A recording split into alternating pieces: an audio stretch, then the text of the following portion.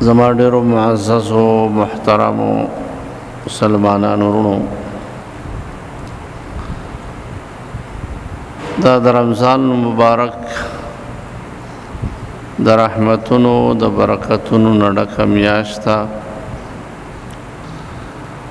او آخري حصہ د دې د اور نه د آزادۍ او د خلاصي ده. آخری عشرہ پاگی کی پیغمبر علیہ السلام اعتکاف کرے دے. دا اعتکاف سنت اعتکاف دے. دا دی غرض او مقصد د پاره کم کی چه اللہ پاک دے صورت کی داغی تذکرہ فرمائے دا چې د رمضان مبارک په دې میاشت کې او شپه دا کوي. خو مثال په تور یو سړی په اعتکاف کې نم دی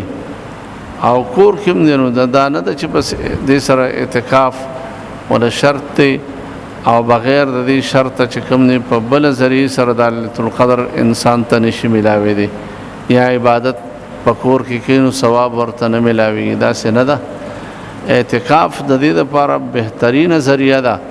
آسان ذریعہ ده چې سړی ورته د دنیا نه ځان چې کوم دی د کور او د نور خبرونه